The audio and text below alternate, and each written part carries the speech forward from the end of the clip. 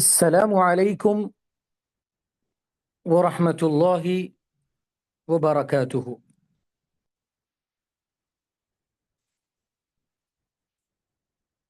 عن ابی رقیہ تمیم بن اوس الداری رضی اللہ عنہ ان النبی صلی اللہ علیہ وسلم قال الدین النصیحة قلنا لمن قال للہ ولکتابہ ولرسولہ وأئمة المسلمین وعامتهم۔ What is the explanation of this hadith؟ اگر آپ دیکھیں گے سب سے پہلے ابو تمیم الداری،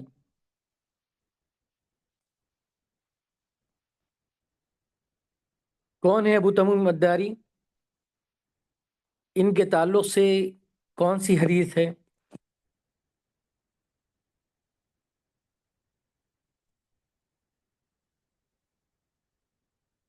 ابو تمیم الداری وہ تمیم بن اوس الداری ہیں، یہ صحابی ہیں، ایک اسلام سے پہلے نصرانی تھے وہ، اور حق کو تلاش کرتے ہوئے آئے، اور ان کے تعلق سے مشہور ہے کہ انہوں نے دجال کو دیکھا ہے۔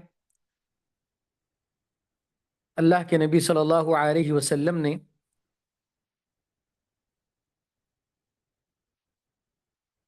یہ بات بتائی گئی ہے،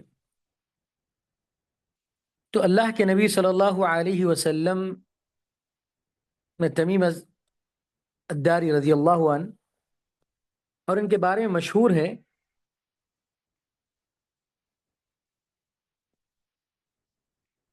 تمیم الداری کی قبر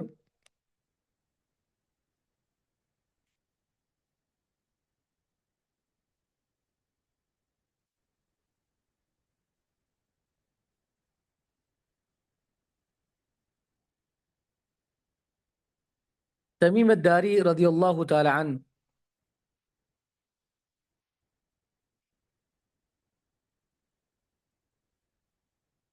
انہوں نے دجال کو دیکھا تھا، ان کے تعلق سے یہ بات مشہور ہے۔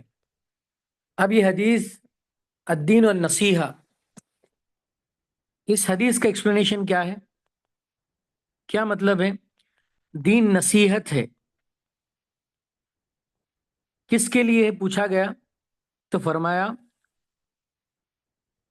للہ، اللہ کے لیے، ولی کتابہ، اللہ کی کتاب کے لیے، ولی رسولہ، اللہ کے رسول کے لیے، ولی ائمۃ المسلمین وعامتہم، مسلمانوں کے ائمہ اور ان کی عوام، دونوں کا ذکر اس میں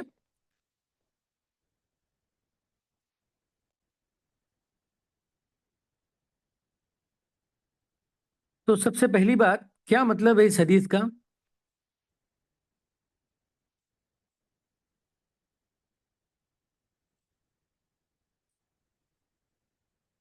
پہلی چیز اس میں اللہ کا ذکر ہے، اس میں نصیحت کی 5 قسمیں بتائی گئی ہیں، ایک اللہ کے لیے، دوسری اللہ کی کتاب کے لیے، تیسری رسول اللہ کے لیے، چوتھی جو علماء ہیں ان کے لیے، اور پانچویں عامت المسلمین کے لیے۔ ٹھیک ہے، تو پہلی بات، اس نصیحہ کا معنی کیا ہے؟ نصیحت کا معنی یہاں پر اخلاص، صدق، بھلائی چاہنا۔ تو اس حدیث کے اندر جو اللہ کے نبی صلی اللہ علیہ وسلم نے بات بتائی ہے وہ کیا ہے، اس کا اندازہ ہمیں ہونا چاہیے۔ تو کس طرح سے اللہ کے لیے، اللہ کے رسول صلی اللہ علیہ وسلم کے لیے، صحابہ کے لیے یا مسلمانوں کے لیے کیا ہے اس حدیث کا مطلب؟ یہی حدیث آپ کو سنن ترمذی، نسائی، مسند احمد، الدارمی اور بہت ساری حدیث کی کتابوں میں مل جائے گی۔ صحیح مسلم کی جو کتاب ہے اس کا معنی کیا ہے؟ کیونکہ حدیث تو صحیح مسلم میں موجود ہے.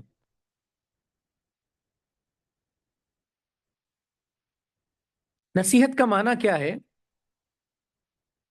کہ آپ اللہ کے لیے کیسے رہتے ہیں، اللہ کی کتاب کے تعلق سے کیسے رہتے ہیں، اللہ کے رسول کے لیے کیسے رہتے ہیں، اور ائمہ اور علماء کے لیے کیسے رہتے ہیں. تو پہلی بات یہ ہے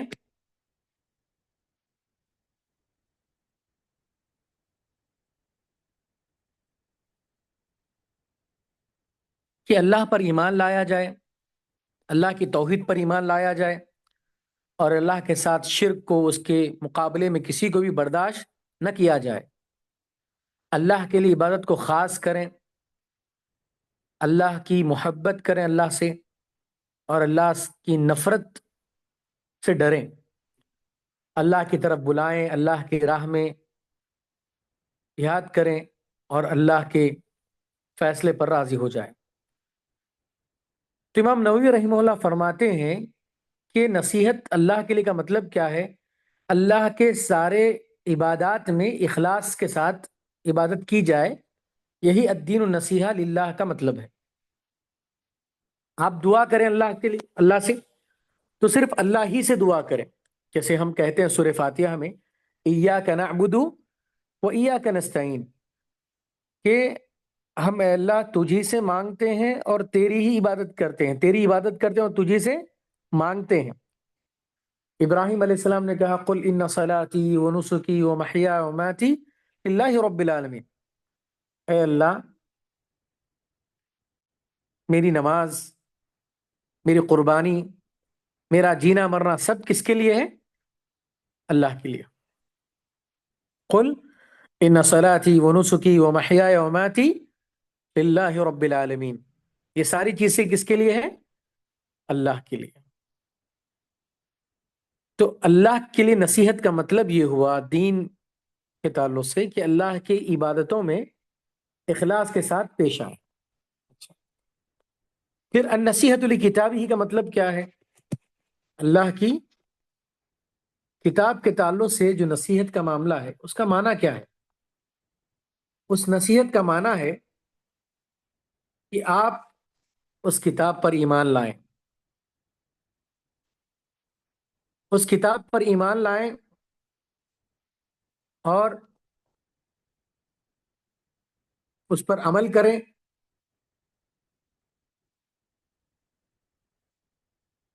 اور جو اس کے اندر باتیں بیان کی گئی ہیں اس پر عمل کریں، اور قرآن کو اپنی زندگی میں نافذ کریں.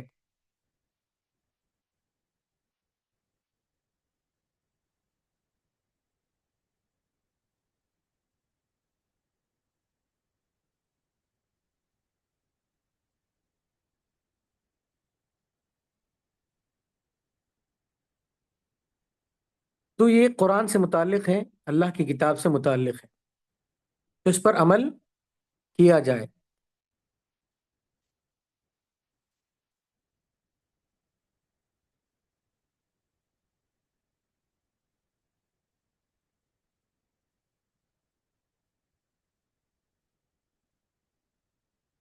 اور فرمایا گیا اس کی تعظیم کریں، اس کی تلاوت کریں، اور اچھے انداز میں پڑھنے کی کوشش کریں. اللہ کے نبی صلی اللہ علیہ وسلم کے ساتھ بعض صحابہ تھے، ان کو آپ صلی اللہ علیہ وسلم نے قرآن پڑھنے کا کردار عطا کیا تھا کہ وہ صحابہ قرآن کے سلسلے میں مرجع ہیں، ان کو قرآن کے سلسلے میں تسلیم کیا جائے، ان کے بغیر اس معاملے کو کسی کے حق میں قبول نہ کیا جائے. تو ایسی صورت میں جو نصیحت انسان کو قرآن کے لیے کرنی چاہیے اس کا معنی یہ ہے کہ وہ ہمیشہ قرآن سے متعلق اپنے معاملے کو درست رکھے، اور قرآن کے سلسلے میں ہمیشہ فکر مند رہے. کہ قرآن کو کس طرح سے وہ پڑھے گا، کس طرح سے عمل کرے گا۔ اسی لیے آپ سب فرماتے ہیں خیرکم من تعلم القرآن، کہ تم میں سے بہتر انسان وہ ہے جو قرآن کو پڑھے اور پڑھائے۔ اسی لیے قرآن کو پڑھنا، اس پر عمل کرنا، یہ انتہائی ضروری ہے۔ اسی لیے انسان اس بات کا لحاظ رکھے کہ قرآن سے متعلق ہمیشہ اپنی زندگی کو بہتر سے بہتر بنائے، اور ہمیشہ یہ کوشش کرے کہ اس قرآن میں میرا حق کتنا ہے، اس قرآن کو یاد کرنے میں، اس قرآن کو سمجھنے میں، اس قرآن کو سمجھانے میں۔ جب اس طرح سے آپ عمل کریں گے، میں ایک مثال دیتا ہوں۔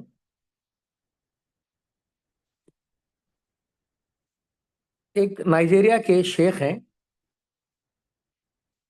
وہ حافظ قرآن ہیں۔ ان کی زندگی کا آپ کو واقعہ میں بتاتا چلوں۔ واقعتاً جنہوں نے قرآن کی جیسی خدمت کی ہے، میں سمجھتا ہوں کہ ہم میں سے کوئی اس طرح کی خدمت نہیں کرتا، الا ماشاء اللہ جل جس کو توفیق دے دے، یا جس کی زندگی کو اللہ چن لے، وہی انسان اس پر عمل کر سکتا ہے۔ ایک رپورٹ کے مطابق آپ دیکھیں، ایک نائجیرین اسکالر ہیں جن کے 77 چلڈرن ہیں، اور 199 گرینڈ چلڈرن ہیں، اور 12 گریٹ گرینڈ چلڈرن ہیں۔ یہ سارے لوگ حافظ قرآن ہیں، یہ سارے لوگ حافظ قرآن ہیں۔ ایک لنک کے طور پہ بھی آپ کو یہ خبر مل جائے گی۔ تو یہ دیکھیے کہ نسب کے اعتبار سے، خاندان کے اعتبار سے کتنا قرآن کے لیے ان لوگوں نے محنت کی، کوشش کی۔ اللہ کے نبی صلی اللہ علیہ وسلم نے قرآن کے تعلق سے جو بات بتائی کہ خیرکم من تعلم القرآن وعلمہ،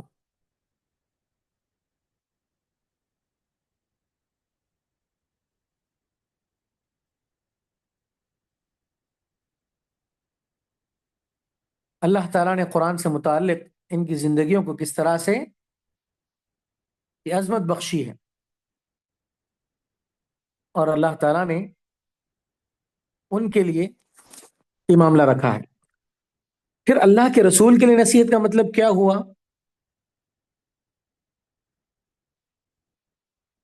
تو اخلاص کا مطلب اللہ کے رسول کے لیے کہ اللہ کے رسول کا دفاع کیا جائے، اللہ کے رسول پر درود بھیجا جائے، اللہ کے رسول کے تعلق سے محبت کی جائے، آپ کی سیرت کو پڑھا جائے، آپ کی سیرت کو عام کیا جائے۔ اسی لیے آپ دیکھیں گے سیرت کے تعلق سے جتنی کتابیں لکھی گئی، اللہ اکبر، کتنی کتابیں لکھی گئی ہیں، بے شمار سیرت کی کتابیں لکھی گئی ہیں۔ اگر ہم اس کو پڑھیں گے تو ہمیں اندازہ ہوگا کہ کس قدر علماء نے سیرت کے سلسلے میں کام کیا ہے۔ اگر آپ سیرت کی کتابوں کو دیکھیں گے، سبحان اللہ، اللہ کے نبی صلی اللہ علیہ وسلم کی سیرت سے متعلق سینکڑوں کی تعداد میں کتابیں آپ کو ملے گی، جس میں سیرت ابن اسحاق، ابو اسحاق، سیرت الواقدی، سیرت ابن ہشام، ابن قتیبہ، شمائل محمدی ترمیزی نے لکھی، پھر دلائل النبوہ، السیرت النبویہ ابن حبان، اخلاق النبی، دلائل النبوہ، عالم النبوہ، جوامع السیرہ ابن حزم، دلائل النبوہ ابو بکر البیہقی، الدرر، القصیدہ الوضاحیہ، الانوار، دلائل النبوہ، الشفاء، الاملاء، الاکتفاء، التحقیق، خلاصۃ سید البشر، عین الاثر، زاد المعاد،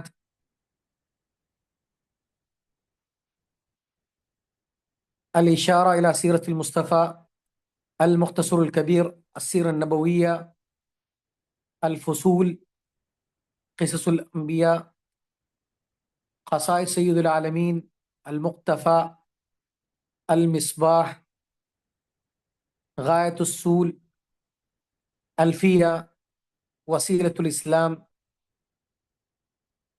سفر السعادہ، الغرر والدرر، الخصائص الکبریٰ، حدائق الانوار، سبل الہدا، تاریخ. ماشاء اللہ، عربی میں تو اتنی کتابیں. پھر اردو میں بھی اگر آپ دیکھیں گے تو بے شمار کتابیں سیرت سے متعلق لکھی گئی ہیں. اگر آپ غور کریں گے کہ سیرت سے متعلق کتنی کتابیں لکھی گئی ہے تو آپ کو اندازہ ہوگا.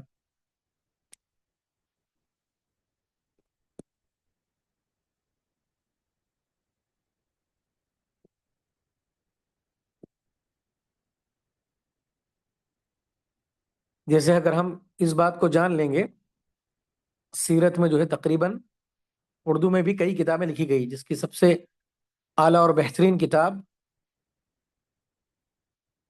الرحیق المختوم کے طور پر ہے. خصوصیات محمد صلی اللہ علیہ وسلم،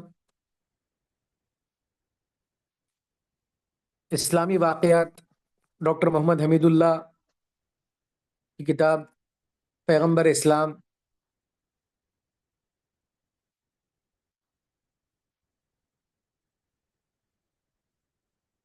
ایک کتاب ہے آئینہ جمال نبوت،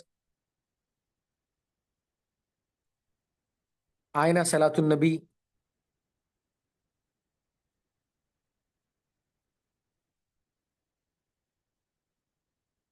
آخری پیغمبر،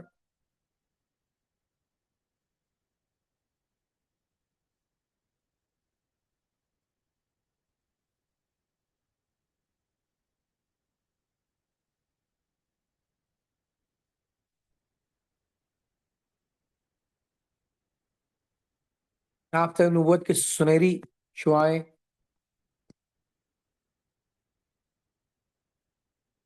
آل مصطفیٰ.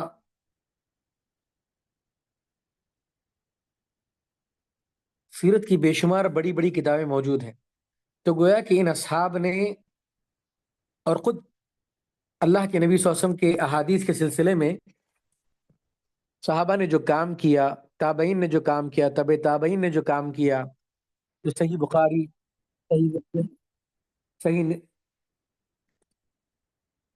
ترمذی، ابن ماجہ، نسائی، ان سب کے اندر یہ حدیثوں کا ذکر ہے. تو اس سے معلوم یہ ہوا کہ آپ صلی اللہ علیہ وسلم کی ذات کے لیے کتنا کام کیا گیا، کتنی زبانوں میں آپ صلی اللہ علیہ وسلم کی سیرت کو عام کیا گیا، آپ کے سلسلے میں جتنی باتیں بیان کی گئی ہیں اس کا کتنا گہرا اثر ہے.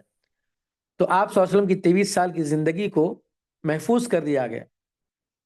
آپ دیکھیے، سیرت النبی صلی اللہ علیہ وسلم کے 4 پلرز ہیں: قرآن کریم، احادیث، صحابہ اور واقعات. تو ان چاروں چیزوں کو مل کر سیرت النبی صلی اللہ علیہ وسلم بنتی ہے.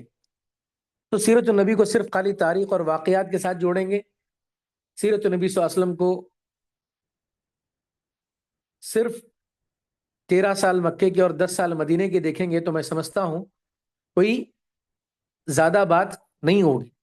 بلکہ سیرت کو ہم ان 4 چیزوں کے ساتھ دیکھیں: قرآن کریم، حدیث النبی، صحابہ کا اسلام اور حادثات اور واقعات. اور آخر میں ہے وَلِأَئِمَّةِ الْمُسْلِمِينَ وَعَامَّتِهِمْ، کہ جو مسلمانوں کے حکمران ہیں، مسلمانوں کے علماء ہیں، ان کے تعلق سے کیا عزت بنتی ہے کہ حکماء جو اللہ تعالیٰ نے ان کو خلیفہ بنا دیا، جو بادشاہ کے طور پر ہیں، حکمران ہیں، ان کی عزت تکریم کریں، ان کا احترام کریں، ان کی اطاعت کریں، اور جو بھی احکام اسلام کے اندر بتائے گئے ہیں ان کے تعلق سے اس پر عمل کریں. اور عامت المسلمین کے لیے کیا ہے کہ عامت المسلمین کے لیے اس وقت کے علماء، اس وقت کے حکام، ان کی ذمہ داری کہ مسلمانوں کا خیال رکھیں، ان کی تعلیم کا، ان کے عقیدے کا، ان کے صحت کا، یہ سارے انتظامات کیے جائیں. تو گویا کہ دین میں ہر ایک کے لیے، چاہے اللہ کا معاملہ ہو، کتاب کا معاملہ ہو، رسول کا معاملہ ہو، علماء کا ہو یا عوام کا ہو، سب کے لیے دین ہے. تو اللہ تعالیٰ کے لیے دین کیا ہے؟ جتنی بھی ساری عبادتیں وہ اللہ کے لیے ہیں. جتنے بھی احکام ہم کو ملے ہیں وہ قرآن و سنت سے ملے ہیں، اور پہنچانے والے اللہ کے نبی صلی اللہ علیہ وسلم ہیں۔ لوگوں تک وہ پہنچانے والے کون ہیں؟ اس کے علماء ہیں، اور عوام اس پر عمل کرنے والے۔ تو گویا کہ دین کے لیے 5 اقسام کی نصیحتیں بیان کی گئی ہیں اخلاص کے طور پر، کہ اللہ کے لیے اخلاص ہونا چاہیے۔ اللہ کی کتاب کا حق یہ ہے کہ اللہ کی کتاب کے لیے ہم اس کو پڑھیں، اس کو حفظ کریں، اس کو یاد کریں، سمجھیں، سمجھائیں، لوگوں تک پہنچائیں۔ اور رسول سے متعلق یہ ہے کہ ان پر ایمان لائیں، ان کی عزت کریں، ان کی توقیر کریں، ان کا دفاع کریں، ان پر درود بھیجیں، ان کی باتوں کو لوگوں تک پہنچائیں، ان کے سیرت کے پیغام کو لوگوں تک عام کریں۔ اور علماء کا مسئلہ یہ ہے کہ اللہ کے نبی صلی اللہ علیہ وسلم کی دور سے لے کر آج تک علماء باقی ہیں، اور قیامت تک انشاءاللہ اللہ کے اس دین کی حفاظت کرنے والے علماء باقی رہیں گے۔ آپ دیکھیے، ہزاروں کی تعداد میں علماء ہیں، ہر سال، ہر صدی میں، ہر علاقے میں جہاں جہاں مسلمان ہیں وہاں کے علماء آپ کو ملیں گے۔ یہ جتنی بڑی بڑی کتابیں لکھی گئی، سیر و اعلام النبلاء، کہ جس میں علماء کی کتابیں موجود ہیں، علماء کے متعلق سیرتیں موجود ہیں، تو کتنی بڑی یہ اللہ کی جانب سے احسان والی بات ہے کہ اللہ تعالیٰ نے اس چیز کو باقی رکھا، اور ہمارے لیے یہ احسان کیا اللہ تعالیٰ نے کہ ہم اس بات کا خیال رکھیں، اس بات کا احساس کریں کہ اللہ تعالیٰ نے کتنا احسان کیا امت پر۔ یہ ضروری ہے کہ اللہ کے نبی صلی اللہ علیہ وسلم پر، اس دین پر، اس امت کے علماء پر، اس امت کے عوام کے سلسلے میں ہم فکر مند رہیں۔ یہ اس حدیث کا ایکسپلینیشن ہے۔ اب اس کے بعد کی جو دوسری حدیث ہے وہ یہ ہے، عبداللہ بن عمر رضی اللہ تعالی عنہ، جو عمر رضی اللہ تعالیٰ عنہ کے فرزند ہیں عبداللہ۔ حضرت عمر رضی اللہ تعالیٰ عنہ کے تعلق سے آپ کو ایک ایکسپلینیشن دیا جائے گا کہ عمر رضی اللہ تعالیٰ عنہ کے والدین، ان کا خاندان، ان کے بیوی بچے، یہ ساری باتیں انشاءاللہ آپ کو بتائی جائے گی، جس کے اندر یہ چیز ہے کہ عمر بن خطاب رضی اللہ تعالیٰ عنہ کا معاملہ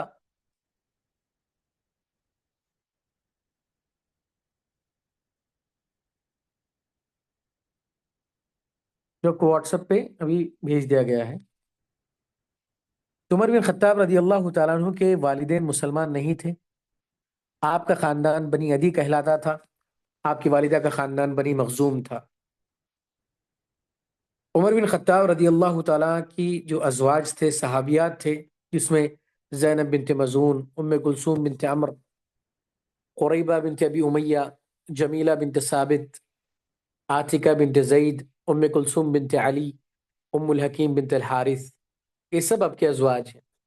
اور آپ کی اولاد میں حفصہ بنت عمر جو ام المومنین ہے، عبداللہ بن عمر، عبد الرحمن بن عمر، عبید اللہ بن عمر، زید بن عمر، عاصم بن عمر۔ تو گویا کہ آپ کی اولاد میں 7 صحابہ ہیں، اور بقیہ تابعین ہیں، جس میں عیاض بن عمر، زید بن عمر، رقیہ بنت عمر، فاطمہ بنت عمر، زینب بنت عمر رضی اللہ عنہ رحمہ اللہ۔ گویا کہ عبداللہ بن عمر رضی اللہ تعالیٰ عنہ انہی کی اولاد ہیں۔ ابن عمر رضی اللہ تعالیٰ عنہ کے نام سے وہ مشہور ہیں۔ فرماتے ہیں اللہ کے رسول صلی اللہ علیہ وسلم نے کہا، امرت ان اقاتل الناس حتی یشہدوا ان لا الہ الا اللہ وان محمد رسول اللہ۔ اگر آپ سمجھیں گے اس پس منظر میں، تو دین کے جو دشمن تھے قریش کے، ان کے خلاف جنگ بدر، جنگ احد اور جنگ خندق جیسے اس میں جہاد کا اعلان کیا گیا، تو جب تک وہ ایمان نہ لائیں اس وقت تک ان کے سلسلے میں وہ بات کی جانی چاہیے۔ پھر کہا کہ جب وہ مسلمان بن جائیں گے، ایمان لا لیں گے، نماز کو قائم کریں گے، زکوٰۃ ادا کر دیں گے، تب وہ ان کا مال اور ان کی زندگیاں محفوظ ہو جائیں گی، الا بحق الاسلام وہ حسابہم علی اللہ تعالی، اور ان کا حساب اللہ تعالیٰ پر ہے۔ تو معلوم یہ ہوا کہ انسان کو یہ حکم دیا جا رہا ہے کہ وہ اسلام پر پابند رہے، اسلام کے احکام پر وہ، یعنی جہاں پہ شریعت کا نفاذ ہے، جہاں پہ شریعت اپلیکیبل ہے، تو اس اعتبار سے دیکھا جائے گا تو حدیث پہ عمل کرنا مناسب ہے۔ کیوں کہ جو بندہ دائرہ اسلام میں داخل ہے تو مسلمانوں کی ذمہ داری ہے کہ ان کے مال کی، ان کی جان کی حفاظت کی جائے، کہ کسی مسلمان کا مال دوسرے پر حرام ہے، کسی مسلمان کی جان لینا دوسرے مسلمان کے لیے حرام ہے، الا بحق الاسلام، مگر اسلام کا جو حق ہے۔ کیا ہے اسلام کا حق؟ اسلام کا حق یہ ہے کہ اگر وہ قتل کر رہا ہے تو بدلے میں قتل کیا جائے گا، اگر اس نے ارتداد کیا ہے، مرتد ہو چکا ہے، تو اس کو اسلامی حکومت میں قتل کیا جائے گا، اگر وہ شادی شدہ زانی ہے تو اس کو بھی قتل کیا جائے گا۔ تو یہ بات کہی گئی، وہ یقیم الصلاۃ، نماز کو قائم کرے، وہ یؤت الزکاۃ، اور زکوٰۃ کو ادا کرے۔ تو یہاں پہ ایمان والوں کے تعلق سے بتایا گیا ہے کہ ایمان والا انسان اللہ کی جانب سے اس کی حفاظت ہوتی ہے، اور مسلمانوں پر بھی حق ہے کہ اس کی حفاظت کرے، ان کا مال، ان کی جان ناحق کے کوئی نہ چھینے، اور اسلام کا حق ہے، اسلام کے جو حدود ہے اس سلسلے میں ہم معافی مانگیں، اس کا احساس رکھیں، اور اس کے بعد جو بھی معاملہ ہوگا وہ اللہ کے اوپر حساب و کتاب کا معاملہ ہوگا۔ تو یہ دو حدیثیں جس کے اندر آج کے طور پہ ہم نے پڑھی ہے وہ یہ ہے کہ اللہ کے نبی صلی اللہ علیہ وسلم نے جو حکم دیا ہے مدینے کی زندگی میں، آپ دیکھیں گے کہ جنگ احد، جنگ بدر، جنگ خندق یا جنگ خیبر، حنین کی جنگ یا طائف کی جنگ، تبوک، معطا، یہ سارے جنگوں کا معاملہ جو تھا وہ اسی لیے تھا کہ اللہ کے دین کو لوگوں تک پہنچایا جائے۔ تو اس سلسلے میں لوگوں کو دین کی طرف بلایا جائے گا۔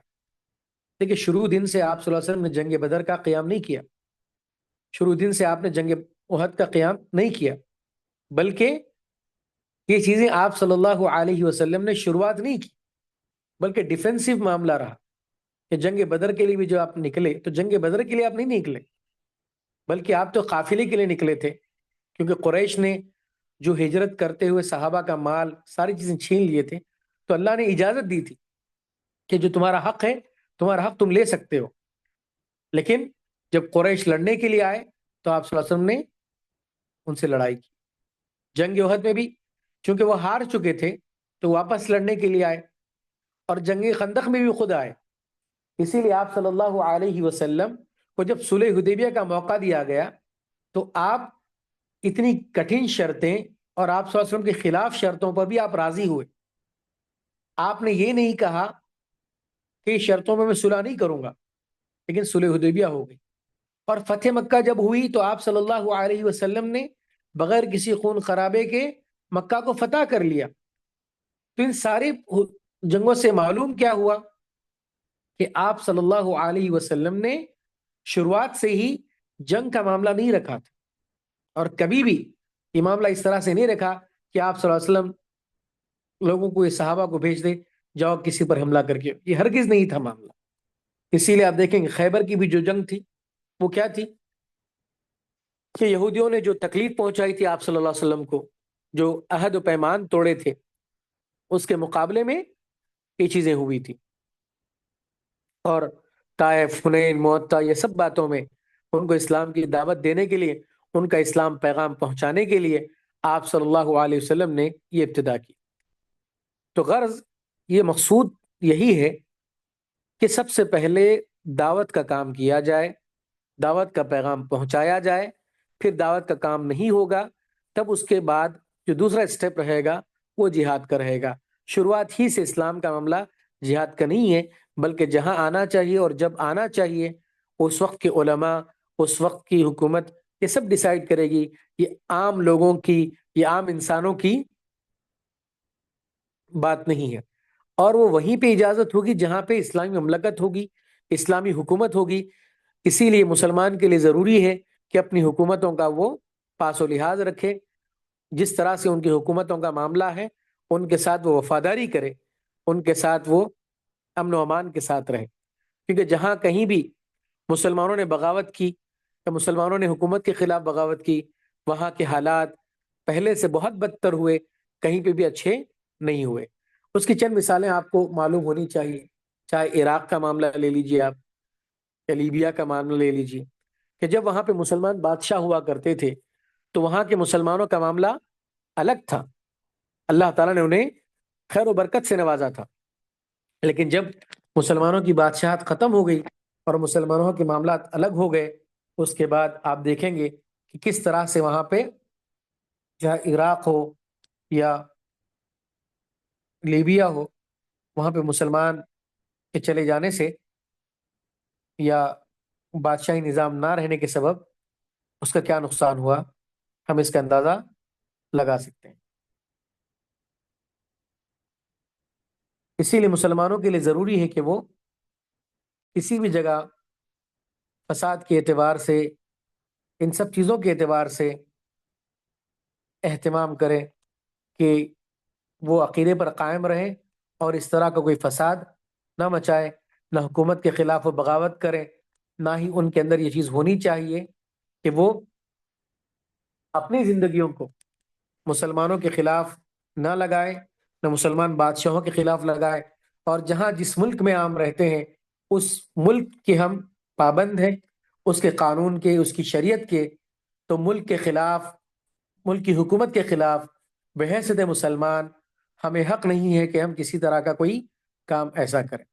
تو وہاں کے جو علماء ہوں گے، وہاں کے جو ذمہ دار ہوں گے، جو مسلمانوں کو ریپرزینٹ کرنے والے حکمران ہوں گے، ان کے تحت اپنی زندگیوں کو ہم رکھیں، کوئی ایسا قدم نہ اٹھائیں قانونی طور پہ جو مسلمانوں کے خلاف، حکومت کے خلاف یا حکومتی معاملات کے خلاف ہوں، بلکہ ہر مسلمان کو چاہے جس کسی دیش میں بھی رہتا ہو، اس دیش کے قوانین کی پاسداری کرنا ضروری ہے، اس دیش کے قانون کے لحاظ رکھنا ضروری ہے۔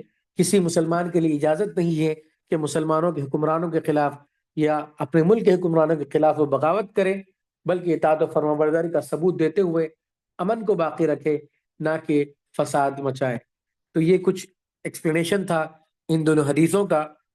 اسی پر اپنی بات کو ختم کرتے ہوئے اللہ سے دعا کرتے ہیں کہ اللہ تعالیٰ ہمیں حدیثوں کو صحیح طور پہ سمجھنے والا، حدیثوں پر صحیح چل کے عمل کرنے والا بنائے۔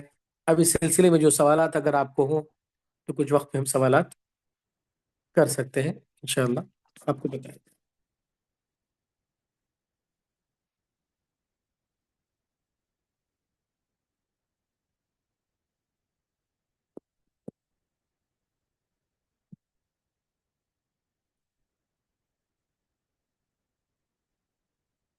السلام علیکم ورحمۃ اللہ وبرکاتہ۔ وعلیکم السلام ورحمۃ اللہ وبرکاتہ۔ شیخ، ایک سوال ہے کہ علم کب تک